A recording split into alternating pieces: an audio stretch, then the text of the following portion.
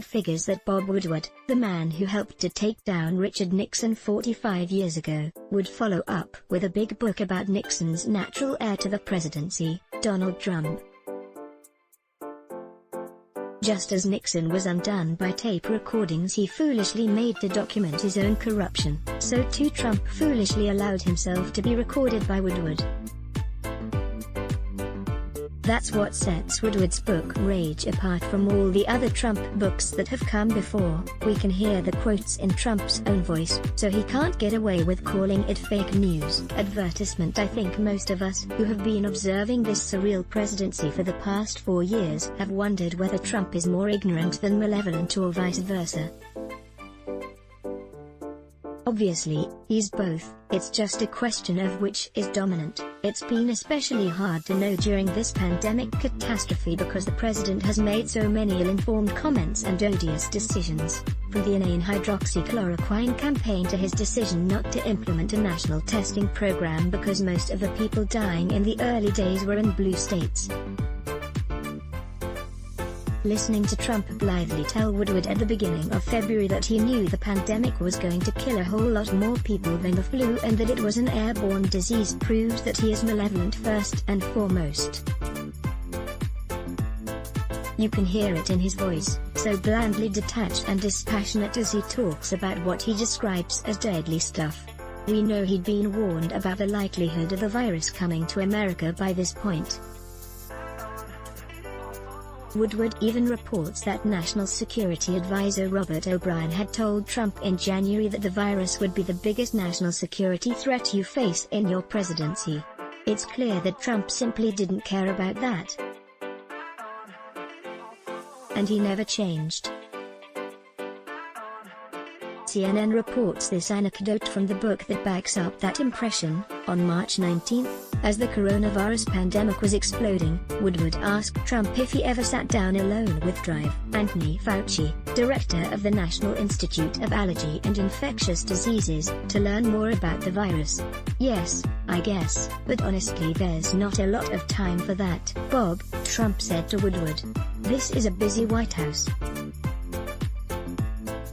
We've got a lot of things happening." And then this came up. Woodward notes in the book that Trump had found the time to carve out hours to do interviews with him throughout the crisis. Advertisement. When Trump says he didn't want to start a panic, it's obvious that he meant he didn't want a stock market panic.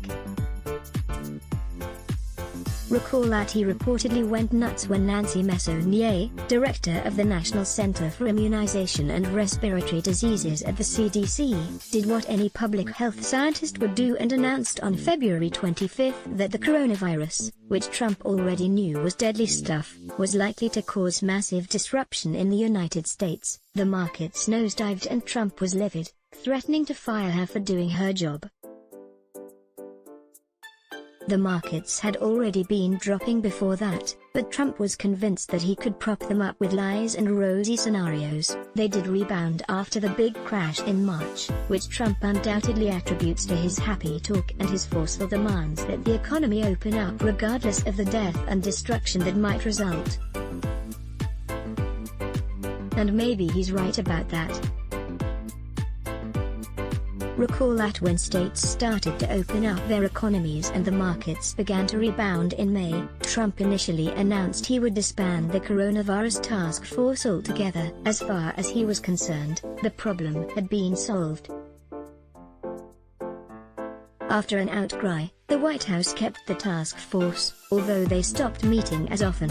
Advertisement. It's obvious that Trump has never, from the beginning, cared in the slightest about the pain and suffering caused by this deadly virus. I'm reminded of that anecdote about an early April task force meeting in which Trump wanted to open up the economy immediately and just let the pandemic wash over the country. He was told that would result in many, many deaths. Yet, according to the Washington Post, he raised that idea repeatedly, and essentially, that's the plan he ultimately implemented by default. Indeed, Trump has now elevated Drive. Scott Atlas, a radiologist he saw on Fox News who believes in herd immunity, but has no particular expertise in epidemics or infectious disease, to a high-status advisory position in the White House. We can say now that when it comes to the pandemic at least, malevolence was the driving force behind Trump's decisions. Advertisement. But I think the other revelations reported in this book so far can better be attributed to ignorance. For instance, in the very first conversation they had, he told Woodward all about his new secret nuclear program that he claimed Russian President Vladimir Putin and Chinese President Xi Jinping knew nothing about, but would be very impressed if they did. Woodward confirmed this with other sources, but was told that people in the national security realm were a bit shocked that Trump had told a journalist about it. That's just dumb. So is all the ridiculous folderol the North Korean dictator Kim Jong-un, whom Trump believed could be cajoled into giving up his nuclear weapons by snuggling up to him. Woodward asked people in the CIA about Kim's beautiful letters to Trump and was told that while intelligence officials didn't know who had actually written them, they were masterpieces. The analysts marveled at the skill someone brought to finding the exact mixture of flattery while appealing to Trump's sense of grandiosity and being center stage in history. Advertisement. It's pretty obvious who was being played in that relationship. Meanwhile, Trump's former Defense Secretary James Mattis and former Director of National Intelligence Dan Coats went on the record with Woodward. Coats told him that Trump doesn't know the difference between the truth and a lie, while Mattis said the president has no moral compass. And those were the nicey quotes. Mattis in particular is scathing, telling Woodward, "What we're doing is we're actually showing enemy nations how to destroy America. That's what we're showing them. How to isolate us from all of our allies. How to take us down. And it's working very well. We're declaring war on one another inside America. It's actually working against us right now." When asked whether he thinks it's possible for a president to be tough and also keep the peace, he replied, "Not with the current occupant. He doesn't understand. He has no mental framework for these things. He hasn't read." Advertisement. So, malevolence or ignorance? When it comes to politics and domestic policy, the evidence strongly suggests that malevolence governs Donald Trump, but that ignorance rules when it comes to national security. On Wednesday night, Trump told Sean Hannity on the latter's Fox News primetime show, "I probably, almost definitely won't read Woodward's book, because I don't have time to read it." He won't be calling it fake news, though. Because, lordy, there are tapes. Richard Nixon must be rolling over in his grave with laughter. Enjoy good journalism. Then let us make a small request. The COVID crisis has cut advertising rates in half, and we need your help. Like you, we here at Raw Story believe in the power of progressive journalism. Raw Story readers power David K. Johnston's D.C. report, which we've expanded to keep watch in Washington. We've exposed billionaire tax evasion and uncovered White House efforts to poison our water. We've revealed financial scams that prey on veterans, and legal efforts to harm workers exploited by abusive bosses. And unlike other news outlets, we've decided to make our original content free. But we need your support to do what we do. Raw Story is independent. Unbinged from corporate overlords, we fight to ensure no one is forgotten. We need your support in this difficult time. Every reader contribution, whatever the amount, makes a tremendous difference.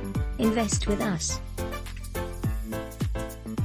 Make a one-time contribution to Raw Story Investigates, or click here to become a subscriber. Thank you. Click to donate by check. Value Raw Story? Then let us make a small request. The COVID crisis has cut advertising rates in half, and we need your help. Like you, we believe in the power of progressive journalism, and we're investing in investigative reporting as other publications give it the axe. Raw Story readers power David K. Johnston's DC report, which we've expanded to keep watch in Washington. We've exposed billionaire tax evasion and uncovered White House efforts to poison our water. We've revealed financial scams that prey on veterans, and efforts to harm workers exploited by abusive bosses. We need your support to do what we do. Raw Story is independent. You won't find mainstream media bias here. Every reader contribution, whatever the amount, makes a tremendous difference. Invest with us in the future. Make a one-time contribution to Raw Story Investigates, or click here to become a subscriber. Thank you. Let's block ads. Why? Show your love for him. Click the link in description. Thanks for watching.